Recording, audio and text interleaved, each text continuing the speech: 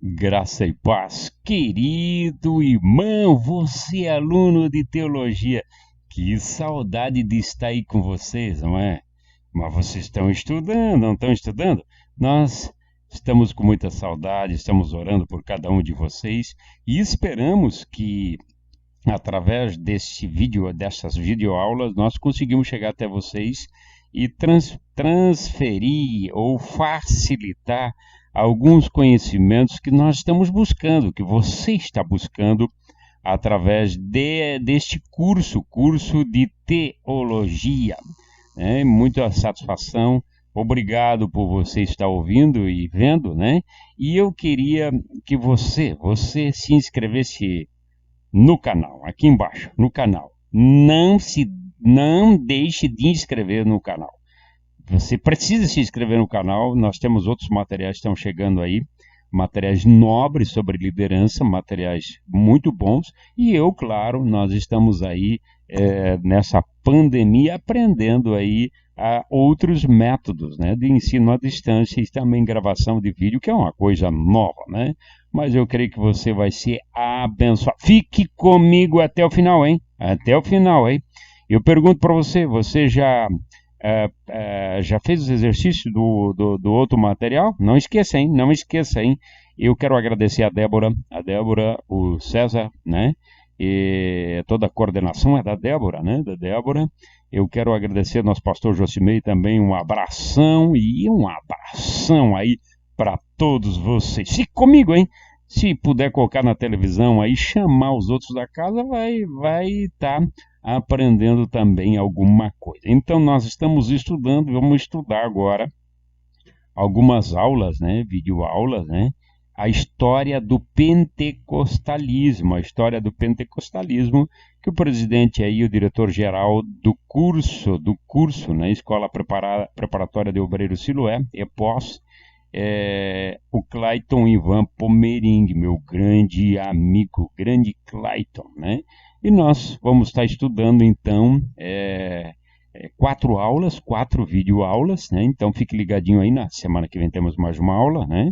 E vamos deixar disponível aí para vocês e vamos estudar esta aula, introdução, história do pentecostalismo, depois 3, pentecostalismo nos Estados Unidos, 4, o pentecostalismo no Brasil, 5, a teologia no pentecostalismo clássico brasileiro, 6, o desenvolvimento do ensino teológico pentecostal no Brasil, 7, a segunda onda do pentecostalismo brasileiro, e 8, a terceira onda no pentecostalismo brasileiro, a última, quarta aula que a gente vai estar estudando.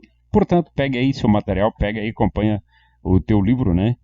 O teu livro, teu material, acompanhe comigo, vou fazer de maneira mais didática possível. Se você tiver alguma dúvida, você manda um zap, manda um e-mail, um zap, nos chama que a gente vai estar à disposição para qualquer dúvida que venha a surgir, né?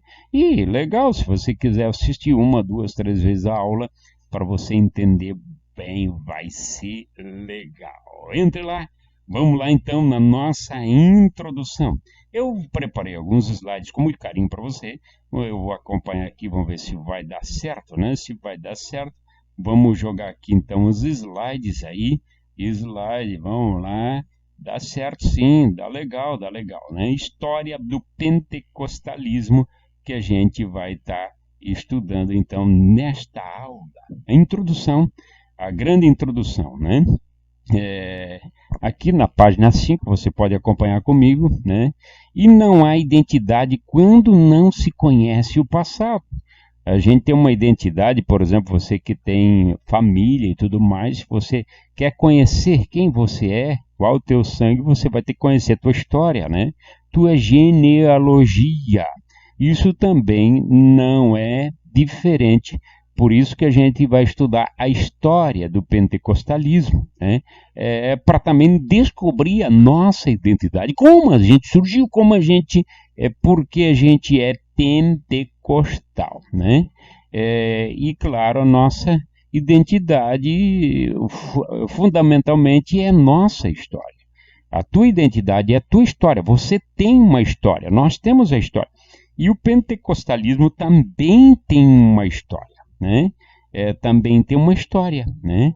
E nesse resgate histórico, nesse resgate de história, nós vamos constatar que o pentecostalismo foi um poderoso movimento do Espírito que comunicou vida, que trouxe vida, que avivou, motivou, e também trouxe novamente a evidência da fé, né, no meio dos crentes, né, no meio dos crentes, né? Então, nós vamos estudar esse livro, toda essa história, todo esse contexto histórico, né?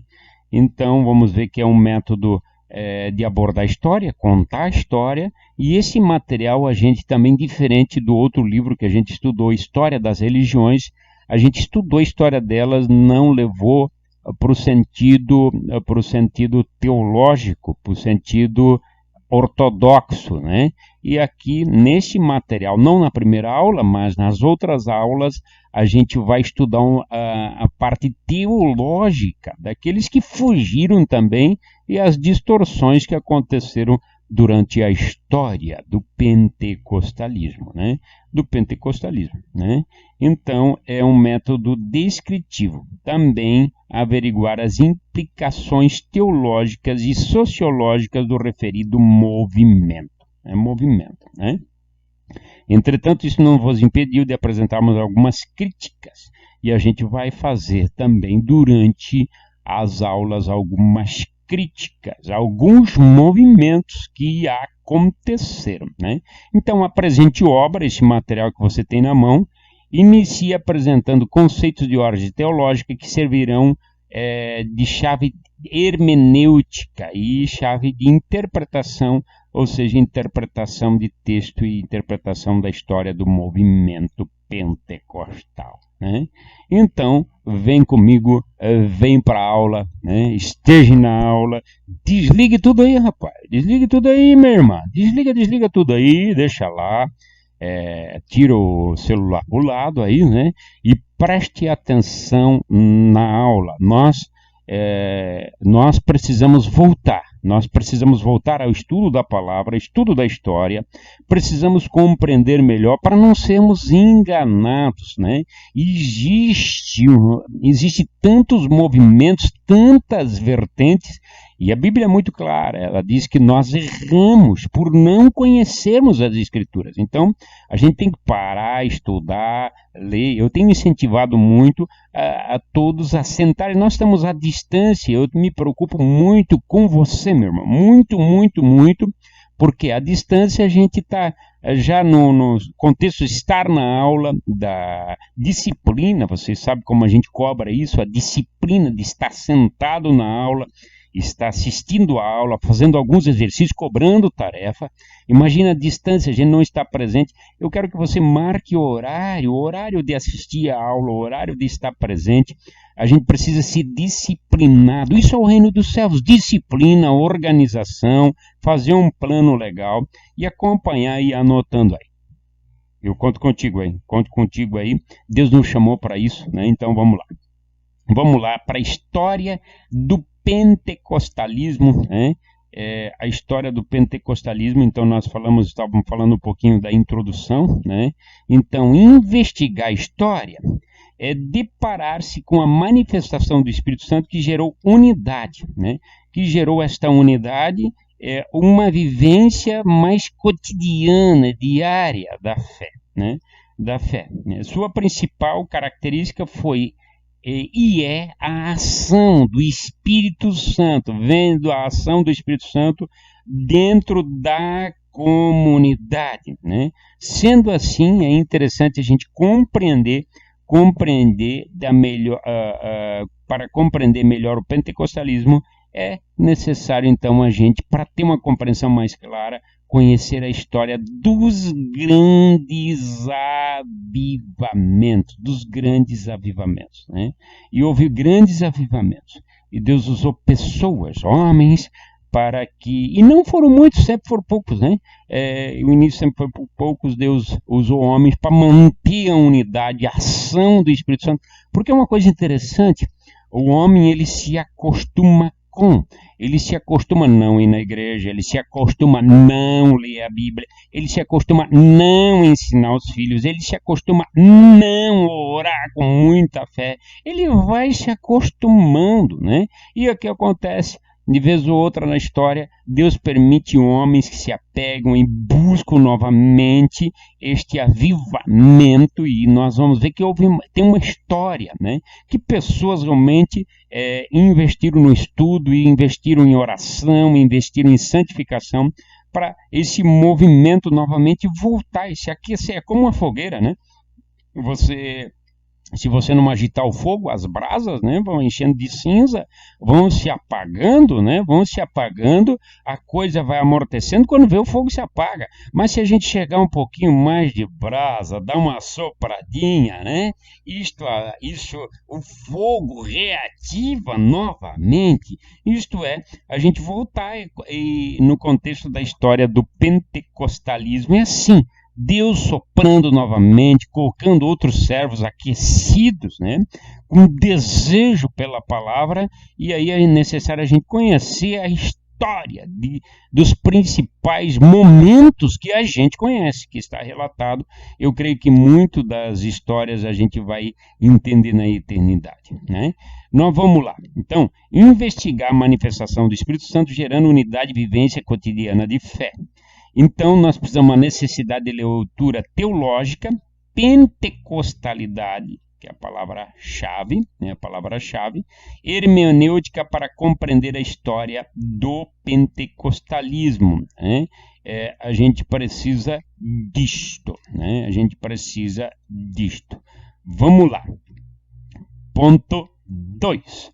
Pentecostalismo e pentecostalidade. Vamos tentar entender o que é uma palavra, o que é outra palavra. Pentecostalismo, diz o autor aqui na página 8, no ponto 2, que é um movimento evangélico surgido nos Estados Unidos em 1906, que defendia e defende o batismo com o Espírito Santo, essa imersão total, né? E a atualidade dos dons espirituais, que o apóstolo Paulo, né, fala da lista dos dons espirituais. Eu disse que é 9, a gente vai estudar, e às vezes tem mais, né, dons espirituais, dons ministeriais por diante. Então, o pentecostalismo, esse movimento, é a palavra, o pentecostalismo é o movimento que surgiu lá nos Estados Unidos em 1906, né? Em 1906, que defende o batismo com o Espírito Santo e a atualidade dos dons espirituais, né? Que muitas igrejas até hoje já dizem que os dons espirituais era para o tempo dos apóstolos e por aí por diante, né? Inclusive o batismo com o Espírito Santo. Então, e o que é pentecostalidade?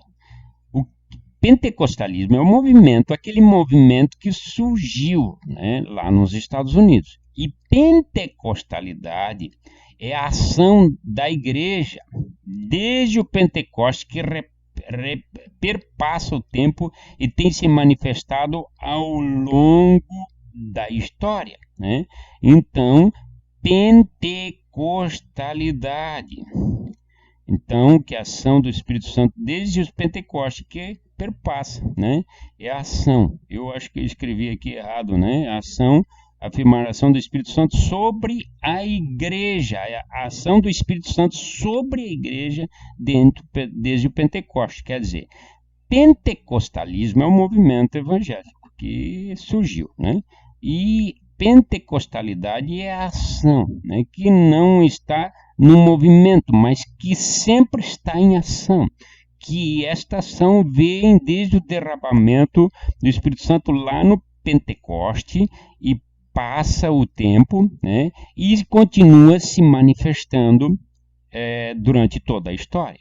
Eu coloquei uma nota aqui, diz ação sustentadora e capacitadora do Espírito que atualiza a presença de Jesus da comunidade que faz confissão no nome de Jesus e que tem compromisso em anunciar o Evangelho. pentecostalidade não está limitada a denominações, templos. Pentecostalidade é dentro de e também não está dentro de aparatos litúrgicos. Quer dizer, o movimento às vezes acontece dentro de uma igreja, dentro de uma denominação e dentro de um homem ou algumas pessoas que buscam o derramamento do Espírito Santo. Há um avivamento, né? Isto é pentecostalismo. E pentecostalidade não depende, o Espírito Santo não depende disso, né? Continua agindo e atualiza a presença de Jesus aqueles que confessam Jesus e têm um compromisso de anunciar o Evangelho, né? Então aqui o nosso amigo Campos, ele diz assim, ó: entendemos que pentecostalidade, aquele princípio e aquela prática religiosa moldadas pelo acontecimento de Pentecoste. Trata-se de uma experiência universal que leva à categoria de princípio arqué-ordenador. As práticas pentecostais que procuram ser concretização histórica dessa experiência primordial. E continua: diz respeito à ação sustentadora e capacitadora do Espírito que atualiza a presença de Jesus na comunidade que faz confissão. Então aqui continua: ousamos afirmar que ainda que a pentecostalidade, por consistir na ação soberana do Espírito de Deus, pode abrir mão até mesmo de instituições tradicionalmente cristãs. Quem realmente confessar Jesus Cristo como Senhor e Salvador, buscar a santificação, buscar a presença do Espírito Santo, o Espírito Santo é derramado, não está submisso a uma denominação, né? Ou a um tipo de rito, alguma coisa nesse sentido, né? Vamos lá para o ponto 3. Pentecostalismo e sua singularidade, né? O que é característica dele? Não é plural, mas singular, né? Então, aqui diz aqui, anotamos aqui um resumo, né? Que não está centralizado em uma personagem carismática. Donald G., o movimento, diz assim, ó: o movimento pentecostal não deve sua origem a um grande líder ou personagem, mas sim um movimento espontâneo e que aparece simultaneamente em várias partes do mundo. Olha só que o pentecostalismo e sua singularidade. Quer dizer, alguém que é simpático e prega, busca e tal, e claro, Deus pode usar essa pessoa, mas interessante, quando há um movimento pentecostal, ele não está centrado nesse líder, mas Deus, através da ação graciosa dele mesmo, da vontade dele, ele traz esse movimento e usa, e na verdade derrama o Espírito Santo em várias partes do mundo ao mesmo tempo. É impressionante como Deus trabalha, né? Isto é pentecostalismo, que é um movimento, né? Vocês entenderam então, né? Pentecostalidade é aquela ação que não depende nem inclusive desse movimento, né? Então, quer dizer, o pentecostalismo com esse movimento, né? Ele não vem através de uma pessoa que é carismática e tudo mais, né? Mas aparece simultaneamente em várias partes do mundo, né? Olha só que diz Gui, prossegue. Instintivamente relacionados à reforma ao nome de Lutero, o metodismo e João Wesley e o Exército da Salvação ao General Bote. Os próprios líderes do movimento pentecostal são eles mesmos o efeito do movimento. Quer dizer, eles mesmos são o efeito do movimento. A vontade deles, o impulso, o desejo de orar, o desejo de buscar. Quando Jesus quer animar, avivar, é o desejo que vem de orar, de ler a Bíblia, de levantar de madrugada, o amor pelas almas. É uma ação graciosa graciosa de Deus, o derramamento. E esse movimento, ele movimenta quando ele quer. Ele vai movimentar gente da Grolândia, gente da China, gente de outros países e trazer esse movimento pentecostal. E isso é pentecostalismo, né? É uma singularidade dele, né? Então não vai ser exaltado o homem, o carismático, ou uma religião religião é exaltado o grande nome de Jesus, né? O nome dele é exaltado, é glorificado, e o resultado é conversão de almas, conversão, arrependimento, né? Arrependimento, né? O principal. Alguém acha que é só barulho? Não. O movimento, o pentecostalismo traz o quê? Traz santificação, traz libertação, leva ao desejo de orar, leva o desejo profundo para se voltar à palavra, quer dizer, acender aquele fogo pela palavra, pelo contexto bíblico, ortodoxo, isso que o pentecostalismo e a sua singularidade faz, né? Então vamos lá, vamos à frente, né? É importante conhecermos também que o pentecostalismo, desde sua origem, teve suas fileiras muitos obreiros. Interessante que não está voltada a uma figura, mas muitos obreiros até leigos, né? Mas eu quero abrir um parênteses. Aí o cara não continua leigo. Ele vai buscar a palavra, porque entra o amor pela palavra. Eles são leigos, às vezes não tem uma formação teológica. Às vezes não estudou teologia, mas o que faz? Quando entra, aquece o coração, o desejo se volta à palavra. O desejo se volta à revelação pela palavra. Tá claro isso, né? Então, não eram especialistas teológicos que difundiam a fé, mas os crentes. Havia também poucos recursos econômicos. Todavia, tais fraquezas não foram empecilhos para estabelecimento e crescimento do movimento pentecostal, né? Vamos lá, 4. Finalidade da história do pentecostalismo. Por que, então, nós vamos estudar a história do pentecostalismo, né? Antes da letra E, quero fazer uma tradução aqui, né? Como a gente estava falando, qual a finalidade, já demos uma introdução. Então, a história do pentecostalismo busca resgatar, trazer a memória, trazer lá de trás a história, a fim de compreender sua origem, realizações religiosas, o que aconteceu, sociais, culturais e políticas. Frequentemente se vive o presente esquecendo-se o passado como consequência. Incorre-se nos mesmos erros, comprometendo o presente e o futuro. Quer dizer, a gente tem que conhecer a história, tudo que deu certo, preservar o certo. Para isso a gente estuda a história, inclusive estuda a história do nosso antepassado, do nosso pai, do nosso avô. Vamos ver o que ele trouxe aqui. Você vai ver quanta coisa maravilhosa que eles fizeram que a gente tem que preservar. Qual que é a organização nesse sentido? Por isso a gente estuda a história, para preservar o que foi implantado correto. E quantas coisas, por que houve um enfraquecimento? Por que tanta coisa boa aconteceu e coisas horríveis?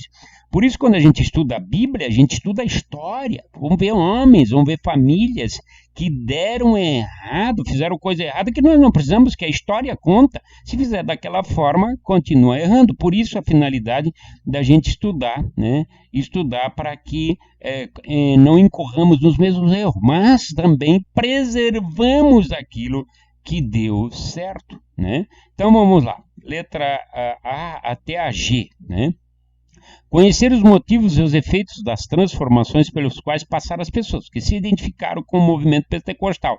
A gente vai ver quando tiver um encontro com o Espírito Santo, tiver essa imersão total, buscar ao Senhor, o que resultou no caráter das pessoas? O que aconteceu nos cultos deles? O que aconteceu?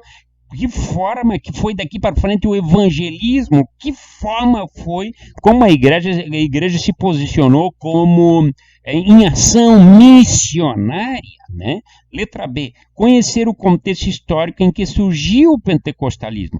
Como estava a igreja, a comunidade, como estava o povo da época, como estava o pano de fundo, como era o governo, a política da época, quando Deus realmente, através do seu Espírito, derramou, né? E quando surgiu os movimentos, quando surgiu esses movimentos. Como eu falei, são vários movimentos em épocas diferentes, em momentos diferentes, porque o fogo estava se apagando, estava se deixando se voltar ao verdadeiro evangelho, ao evangelho ortodoxo, né? E aí, então, conhecer o contexto.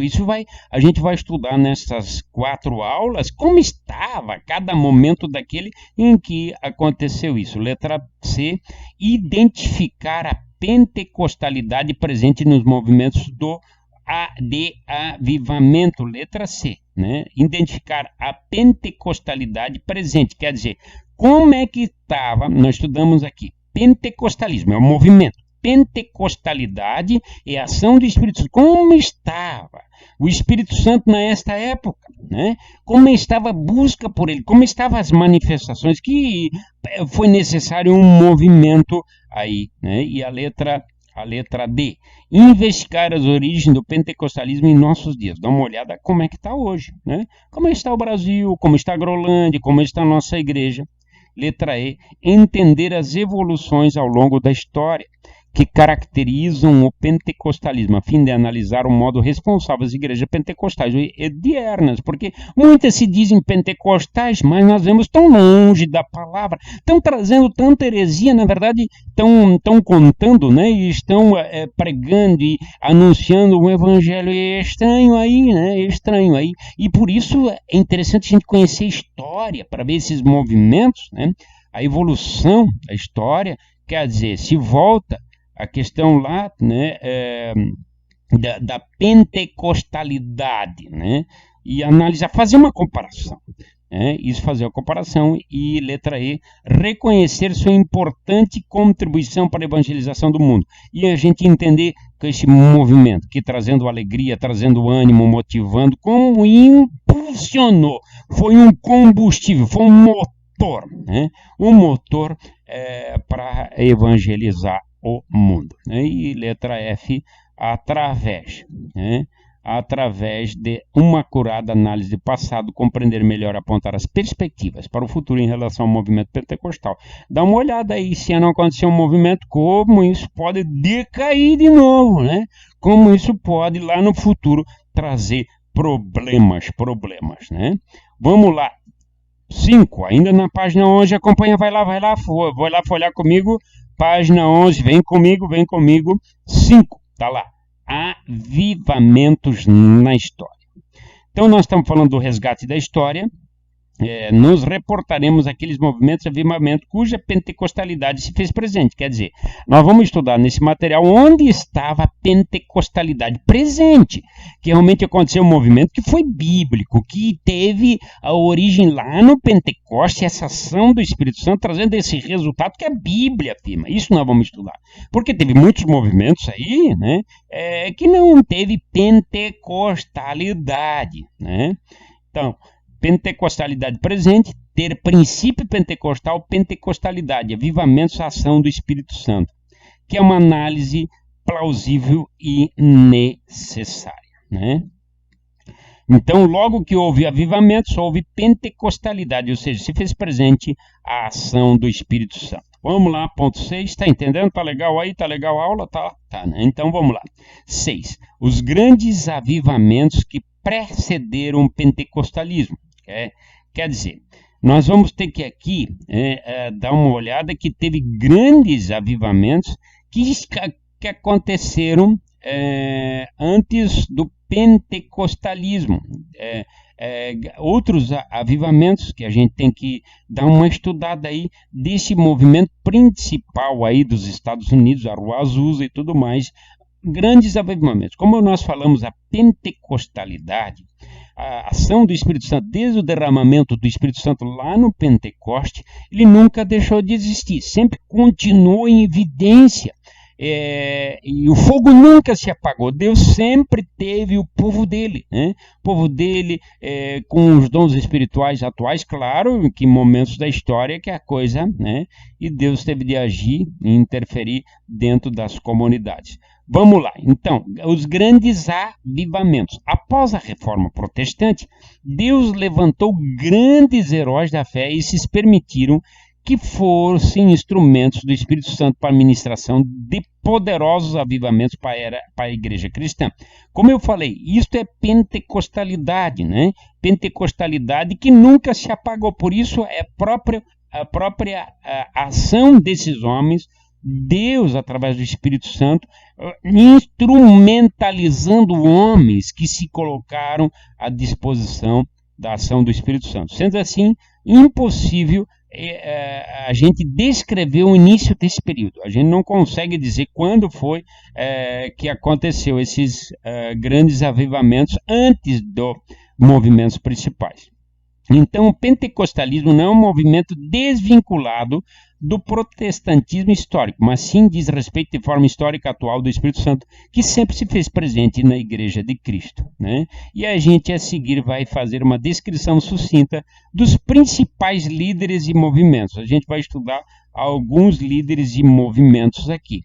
É importante lembrar, então, que o próprio protestantismo, o próprio Lutero, alguém vai dizer, puxa, né, nós não estamos, esse romper com o que estava acontecendo na igreja na época, haver uma reforma, esta reforma foi necessária para que antes já preparasse grandes avivamentos. E a gente fala de Martinho Lutero e outros homens de fé, mas muitos, eu creio, eu já li alguns, né, que muitos não foram nem escrita a história deles, mas deram a vida para acontecer esse movimento, que precederam, né, e que Deus usou esses heróis da fé para avivar, para que o avivamento acontecesse.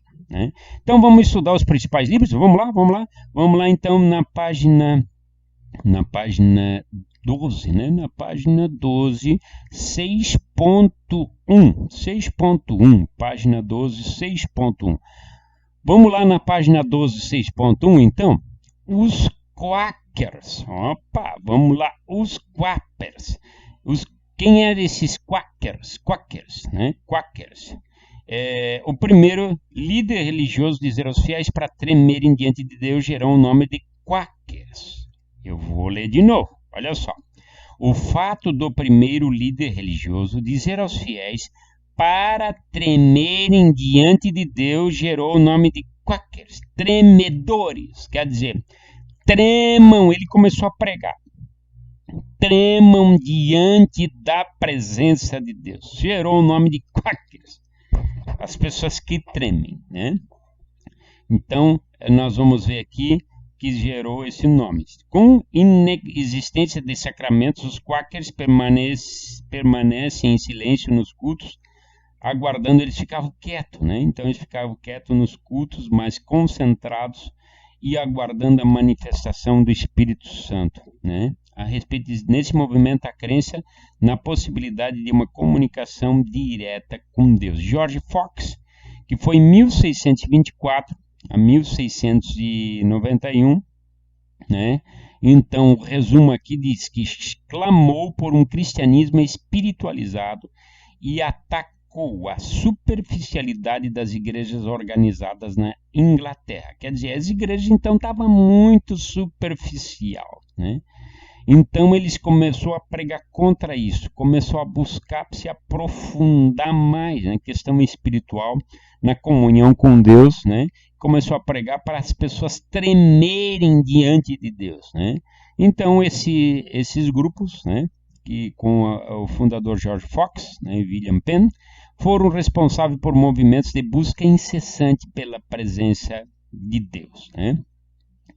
Então, segundo Nichols, George Fox foi um dos principais líderes religiosos do seu tempo e fervoroso evangelista que alcançou grande número de conversões. Esse influente líder religioso clamou por um cristianismo espiritualizado e atacou a superficialidade das igrejas organizadas na Inglaterra. Então eles foram muito perseguidos lá na Inglaterra. Sabe o que eles fizeram? Imigraram para os Estados Unidos, né? Na época da colonização. E aí eles foram, com o ideal deles, criar comunidades regidas por princípios de justiça, moralidade e fraternidade nas relações humanas. Esses Quakers, esses tremedores que tremiam diante da presença de Deus, eles se espalharam pela América do Norte, onde William Penn conseguiu estabelecer sua própria colônia Quaker, né? Esse grupo foi responsável por movimentos intensos de oração e pregação da palavra de Deus. Movimentos esses que desencadearam numa busca incessante. Nós vamos ver que todo movimento que vem de pentecostalidade é quando as pessoas realmente buscam na palavra, buscam se aprofundam, tem uma vida disciplinada de oração e de leitura e se voltam à palavra. Né? Então, os Quakers, 1624, que aí estavam na Inglaterra, foram depois de uma grande perseguição para os Estados Unidos, onde William Penn, né, ele intensificou todo este movimento. Aí nós temos 6.2, os puritanos. Quem são esses puritanos? E a gente sabe que durante a Reforma surgiu uma poderosa ação do Espírito Santo. Imagina a Reforma, as pessoas começaram a entender, começaram a ter acesso à Bíblia, né? Dos pontos-chave da Reforma é que Martinho Lutero, os reformadores queriam que todas as pessoas, os leigos, tivessem acesso à palavra. E começaram a ler, e claro, buscando ler a palavra, as pessoas, o Espírito Santo, através da palavra, começa a agir, começa uma busca, né, intensa, e aí, durante essa reforma aconteceu isso. E quer dizer, depois dessa reforma houve uma baixa, como eu falei. As pessoas sempre se acostumam com, né? Houve uma intensificação, uma busca constante, e depois da reforma, né, foi seguida por uma baixa do fervor do povo. Né? Em meio a esse período de frieza espiritual, havia um grande grupo na Inglaterra, na Escócia, que tinha o desejo profundo de ver uma reforma completa, porque a gente lê ali o Martinho Lutero, ele fez uma reforma, mas não foi completa, ela precisava ainda seguir até chegar num profundo avivamento. Né? Tal vontade era controlada por aquilo que conhecemos como princípio regulador do movimento puritano. Né? Puritano. Então, para eles, todo no culto deveria ser regulado e controlado pela palavra de Deus escrita. Quer dizer, tá certo? E não tá certo? Não tá? Tira fora. Essa cerimônia não tá legal. Tem dentro da Bíblia a cerimônia, isso que nós fizemos, não tem? Tira fora. Vamos fazer só o que está dentro da Bíblia. Então, por eles buscar, esse grupo não queria que não tivesse nenhum acréscimo no que estava na Bíblia, nos cultos que a Bíblia mostra e de que a Bíblia ensina, eles tiravam fora, arrumavam, ajustavam, não queriam nenhum acréscimo e nenhuma vírgula. Por isso, os puritanos, vem da palavra em inglês, significa purificar, por isso, né? Então, vamos lá. O resumo aqui, né? Os puritanos seguiam as interpretações calvinistas de William Arnes, né? Ames. 1576 a 1633, e William Perkins desejavam purificar a Igreja de Deus, especialmente o culto, o governo da Igreja, a vida familiar, o comércio. Os rolos, né, que as pessoas faziam, queriam que as pessoas fossem certinho, cidadão conforme a Bíblia, vida familiar, vida conjugal, nada desses rolos que tinha e estava acontecendo na época. Né? Os negócios, o governo civil, as escolas, a maneira de dar aula, né? Puxa, né? O que estava acontecendo, né? Desejava erradicar da igreja todas as influências católicas na liturgia e no governo eclesiástico. Jonathan Edwards foi um puritano avivalista, né? Isso aí era os puritanos, né? Os puritanos. E olha só a data, que interessante. Lembra que eu falei da questão do pentecostalismo, que Deus usa várias pessoas, né? Nós temos aqui 1535 a 1603.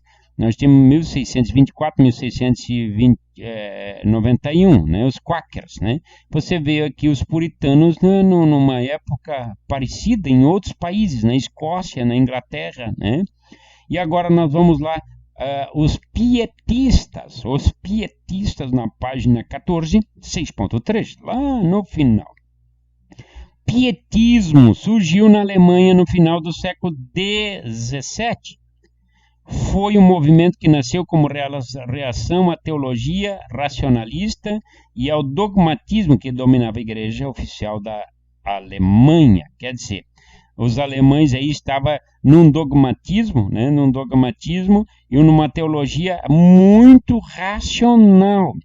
E aí teve como seu maior impulsor o pastor luterano Philip Jacob Spener. Esse pastor definiu o sacerdócio universal dos fiéis, que Pedro fala lá, né? E aí estava muito racional aqui, o negócio estava uma chatice, né? Vocês imaginam os cultos desses alemães como eram, então Deus levanta este homem, pastor luterano Philip Jacob Spener, né?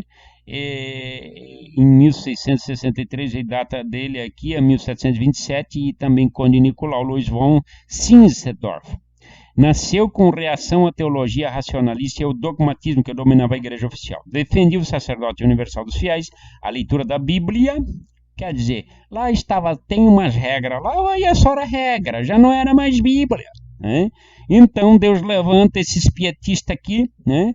E um ensino teológico mais piedoso quanto à questão, né, do amor ao próximo, a necessidade de oração divina. Não, vamos à igreja orar. Todo mundo orava junto e saia dali não orava mais, né? E a formação de grupos para o estudo da Sagrada. Vamos estudar a Bíblia! E não é só o que pastor fala aqui, vamos para casa, vamos nas famílias, vamos ler a Bíblia. Você vê aí, né, que a reforma que aconteceu em 1517, por aí, né? Aí nós passamos aí 100 anos, o negócio já estava nessa coisa de novo, né? Então Deus precisa usar. O povo se acostuma, como eu falei, tinha outra geração aí que tinha que se voltar à oração individual. Vai orar, você é responsável por você. E aí vamos estudar também a palavra. Quer dizer, o pastor precisa ensinar sim, mas as pessoas individualmente precisam ler a Bíblia. Então nós vemos um quadro aqui que o movimento pietista surgiu como uma correção evangélica diante a ortodoxia fria da igreja luterana da época. Também o calvinismo caiu no legalismo dogmático. O pietismo acentuava um retorno subjetivo individual ao estudo bíblico e oração. A verdade bíblica deveria ser vivida diariamente, tanto para leigos e ministros, indistintamente. Segundo Champlin, Spener cria que a ênfase da reforma protestante sobre a conversão pessoal, a santificação e a experiência religiosa tinha se perdido essencialmente, e o que justifica seu protesto e movimento que daí resultou, né? Então, este aí é o resumo dos pietistas. Vamos estudar os moráveis, vamos lá. 6.4, né? 6.4. A data de 13 de agosto de 1727 é geralmente reconhecida como a do renascimento da Igreja Moraviana, também conhecida como Igreja dos Irmãos Moráveis. Nessa ocasião, segundo Dreher, essa comunidade de diferentes experimentou que designou novos Pentecostes, novo nascimento. Então, Conde Nicolau von Zinzendorf, em 1760. O movimento recebeu forte influência do pietismo luterano. Foi a primeira comunidade, quer dizer, vem lá do pietismo, né? Quer dizer, isso aí continuou, essa influência. Foi a primeira comunidade a proclamar a evangelização dos pagãos como missão da igreja. Olha só, né? Então eles viram a necessidade de pregar para as pessoas que eram pagãos, que eram idólatras. Seguiam disciplinas próprias, davam grande ênfase à paixão de Cristo, né? E nós vemos, eu até anotei aqui, na página 17, nós vemos seguidores João Hus, grandes homens que você precisa estudar, hein? João Hus, né? Nós temos o Wycliffe, e dos Lollardos, né? Dos Lollardos, no fim do século XVI, mais da metade dos professores de Boêmia e da Moravia estavam ligados à comunidade. Então, Nicolau era o seu principal líder, né? O Conde Nicolau, né? Von Zinzendorf. Destaque os anais missionários. Sensível do Espírito Santo, Zinzendorf originou um dos mais eficientes e mais duradouros empreendimentos missionários. Ele conheceu pessoalmente tanto Spener como Frank, os grandes líderes pietistas. Segundo Carmes, Zinzendorf pregava uma vida de devoção pessoal a Cristo. A ênfase dada a um relacionamento pessoal com Jesus, com o Senhor, veio a ser o elemento mais influente da sua vida, né? Finalmente, ressaltamos que os moráveis dão ênfase à liberdade de consciência e admitem como norma de fé a prática exclusiva da vida. Também adotam batismo infantil. Aqui, os moráveis depois também, né? A gente já vai falar alguma coisa aqui interessante. Lembrando você, no começo da aula que a gente falou, né, que a gente ia levar um pouco a questão teológica. E os moráveis aqui, batismo é batismo criança, né? E uma vez por mês pratica uma comunhão, né? Isso, um erro deles aqui, 1735. Vamos lá. Os Wesleyanos, 6.5. 6.5 na página ainda 18. Quem são esses caras aí? Quando é que foi esse movimento? Esses principais homens que Deus levantou, claro, sempre com esses homens uma comunidade, mas tem um nome-chave sempre tem um nome-chave, né? No mesma época do movimento morável, o Espírito Santo estava operando entre os estudantes da Inglaterra. Como eu falei aqui, quando Deus opera, vem um movimento, ele não vem exclusivo, né? Numa cidade ou através de uma pessoa só, mas várias partes do mundo acontece um movimento e na mesma proporção, sempre que a questão do movimento da pentecostalidade desde o início do Pentecoste, se voltando à palavra, se voltando à santificação, se voltando à busca incessante da presença de Jesus, né? Então, nessa mesma época, em 1726, do Morável, lá na Inglaterra, né? Operando entre os estudantes. Charles Wesley foi para Christian Church College, faculdade da Igreja de Cristo, em Oxford, onde seu irmão João tinha acabado de se formar. Em vista do seu desejo de conhecer melhor a Deus, ele organizou uma pequena associação de alunos para estudarem os clássicos do Novo Testamento, além de orarem em conjunto. Foi então que estabeleceram regras e métodos que regulavam suas vidas. Eles visitavam prisões, dirigiam uma escola para crianças pobres e ajudavam os necessitados. Foram ridicularizados por tal comportamento, eram chamados ironicamente de traças da Bíblia. Clube Santo e Metodista. Além de adoração e estudo, o grupo expressava sua piedade ajudando os pobres e famintos e os presos. Daí contar esses traças da Bíblia aí, né? Traça da Bíblia. Então, nós vemos que João Wesley foi o mais conhecido evangelista e teólogo, e Charles como escritor de hinos. Os dois começaram suas produtivas carreiras como missionário no exterior em 1735, João e Charles Wesley. Junto com o general Oglethorpe, partiram no barco Villa Simmons em direção à Geórgia, na América. Eu vou te convidar para você ler aqui a experiência que eles tiveram durante a tempestade, numa tempestade onde eles conheceram alguns irmãos moráveis e os irmãos moráveis estavam bem tranquilos no barco, né? E o nosso irmão aqui, né? O nosso irmão Wesley estava nervoso. Aí foi ver, depois teve uma profunda experiência com Deus. Ainda de regresso à Inglaterra, João Wesley procurou o pregador morável Peter Bowler, que lhe deu a célebre conselho: pregue a fé até conseguir a tê-la, e depois, porque já tem, pregará a fé. É forte, né? Então, eu vou te convidar na página 21, quarta-feira, 24 de maio de 1738, uma carta, um texto que João Wesley deixa no jornal dele, né, na primeira página do jornal. Vamos agora a 6.6, Movimento de Tradição Fronteira, que está na página 22.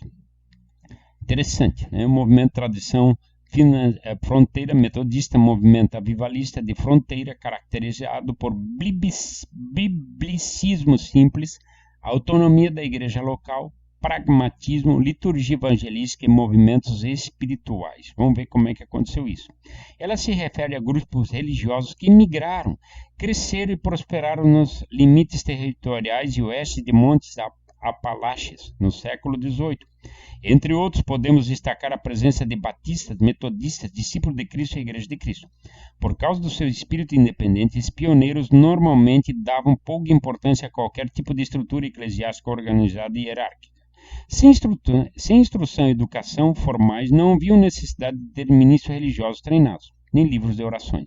Como resultado, desenvolveram uma linha bem característica da igreja, todos com estilo de culto bastante típico. Dá um pulo aqui. Muitos cristãos norte-americanos mudaram radicalmente a forma de cultuar, de enxergar a adoração a partir da experiência da igreja de fronteira. O culto prestado pelos desbravadores do século XIX guarda pouca semelhança com qualquer tipo de culto descrito do Antigo e Novo Testamento, até mesmo com as formas de culto praticadas nos 18 séculos que aconteceram. O propósito do culto não era mais adorar um Deus santo, mas evangelizar aos homens pecadores. A adoração do passado fora planejada para os cristãos e enfatizava a pregação da palavra e celebração da ceia do Senhor. A partir de então, porém, a adoração transformava-se numa ferramenta para o evangelismo. O batismo e a ceia deram lugar ao sacramento do sermão. A adoração deixou de ser um fim em si mesma, transformou-se num meio. E isso influenciou todas as igrejas da época, né? Vamos lá. Evangélicos afro-americanos. Ponto 1. Primeira característica do culto afro-americano é o amor dos sermões que abordaram passagens bíblicas que atingiram as estruturas sociais. Vamos tentar entender aqui. Os evangélicos afro-americanos, quem eram esses caras? Esses caras eram pessoas que eram africanos, que vieram ali como escravos, né? E o jeito animado deles ser de prestarem cultos, né? A despeito das injustiças, né, de escravidão, muitos vieram conhecer e entregar-se a Jesus, né, por meio da pregação de seus donos. Os donos ali, então, os senhores, né, pregavam o evangelho, esses escravos vieram e conheceram Jesus, né, e conheceram Jesus. E essas pessoas que conheceram Jesus, a alegria deles invadiu de um jeito tão grande, tão maravilhoso, que mudou a característica, a forma deles adorar era mais voluntária, né? Era mais autêntica, né? Eles não se seguravam no culto, né? Isso a gente vai ver esta lista de características desses evangélicos afro-americanos, né? Então, primeira característica do culto afro-americano é o amor dos sermões, quer dizer, não pregar, né? A gente fala aí, né? Pregar de uma maneira tão fria, mas mais animada. Opa, pregar mais animada, vivenciar aquilo que estava pregando, vivenciar com a abordagem da história, como vivendo ela, sentindo a mesma dor, sentindo a mesma alegria, sentindo as mesmas coisas que o próprio está escrito dentro desse contexto, se pregava dessa forma. A característica desses evangélicos, desses crentes que tenham se convertido, né? E 2, reação alegre e espontânea dos adoradores enquanto o sermão pregava, né? Quer dizer, o pregador estava pregando e não era assim, hein? Não era assim. Os cultos certinho, o pregador, todo mundo boquinha fechada, e aí, imagina eles vendo um cara pregando lá e falando Jesus ama o pecador, aleluia, amém, é isso mesmo, Jesus, ele cura, sim, ele cura. As pessoas começaram a responder assim, né? Então, quer dizer, a igreja estava bem fria, o cara pregando aquele negócio certinho e tal, pregando, lendo como estava escrito, mas de uma maneira fria, agora prega mais animado, e essa interação com as pessoas sentadas no culto começou a caracterizar o culto desses evangélicos né? Afro-americanos que vieram se criar lá dentro dos Estados Unidos. 3. Fato distintivo do culto afro-americano é o poder e a prevalência da música, quer dizer, vamos tocar, e puxa, só tinha lá, né, os cultos lá dos americanos, dos alemães lá, o órgão lá, né, no pedal, aquela coisa, e quase todo mundo dormindo. Agora a pregação, vamos cantar, vamos botar um hino um pouco mais animado aí, vamos botar um batuque, uma bateria, um contrabaixo, e as pessoas chorar junto, botar emoção na música, começou a mudar, né? E também as orações, né? Orações emotivas, no ponto 4 aí, quando as pessoas oravam, esse pessoal afro, né? Começava a orar, como diz o salmista, né? Derramei perante ele o vosso coração. Eu creio que o Davi, né? O Davi aí, quando ele também vencia a guerra e adorava o Senhor, não tinha muita, ele rodava num pé só, né? Aí começou essa gente aqui rodar num pé só, começaram a se alegrar, com a música e orando, chorando, começaram a orar alto, as pessoas começaram a orar uma junto com as outras, né? E aí começou a acontecer um impacto muito grande no culto, né? Então, e o ponto 5, uma característica final de ser destacada é a duração do culto. Quando os afro-americanos se reuniam para adorar, o relógio não é medida que determina o tempo da reunião. Poxa, né? Começou o culto, não tinha hora para acabar. Quando está cansado, nós vamos embora. Antes o culto aí era certinho, o sino batia, começava o culto, né? Bem certinho, sermão, tudo certinho, né? Cheio de liturgia, horário direitinho. Terminava o horário, agora esses aí não tinha mais tempo para parar o culto. Por isso, não é de se estranhar os cultos a 2 horas mais. O anseio por libertação e clamor pela liberdade, também por expressar adoração, louvor ao Senhor, é que eles diziam que não dá para uma hora. Mais pessoas têm que pregar, mais pessoas têm que cantar, e aí esse culto afro, né? E nós temos ainda o resumo aqui: movimento de tradição de fronteiras metodista, movimento avivalista de fronteiras, caracterizado por biblismo simples, autonomia da igreja local, pragmatismo. Isso a gente já falou, né? A gente já falou nesta aula. Vamos voltar aqui para falar diretamente com vocês aqui. Aí a gente estudou um pouquinho da história, e aqui na página 26 e 27 a gente tem um resumo, né? Resumo de tudo aí. Eu até mostrei para vocês dos grandes movimentos, né? Movimentos depois do protestantismo, que houve esses movimentos para que a unidade da igreja continue existindo, para que o nome do Senhor Jesus seja o centro, para que a palavra do Senhor volte à evidência, para que a atualidade dos dons espirituais estejam atuais realmente, para que haja purificação, haja renovo, né, dentro do contexto. E nós olhamos nos dias atuais. Eu te deixo uma pergunta: será que nós estamos dentro da pentecostalidade em evidência do Espírito Santo, ou o Espírito Santo precisa soprar um pouco, colocar um pouco mais de lenha, né? E aí eu quero dizer que Deus sempre tem esse interesse de trazer um grande avivamento. Sabe para que o avivamento? Para haver purificação, para se voltar à palavra. E o que mais? A se voltar à palavra e em nome do Senhor ser pregado. O verdadeiro evangelho ser pregado. Almas serem conquistadas para Cristo. Isto é o propósito do pentecostalismo, do movimento, né, que está dentro da pentecostalidade. Muito obrigado. Eu quero dizer para vocês, te convidar, tem na página 28 e 29 os exercícios. Meu amigo, você precisa então responder cada questão, ler, estudar, responder, tirar uma foto e enviar lá para a nossa coordenação, né? Você manda ali no zap particular dela a foto de feito, né, do exercício, vai fazendo, não perca tempo, né?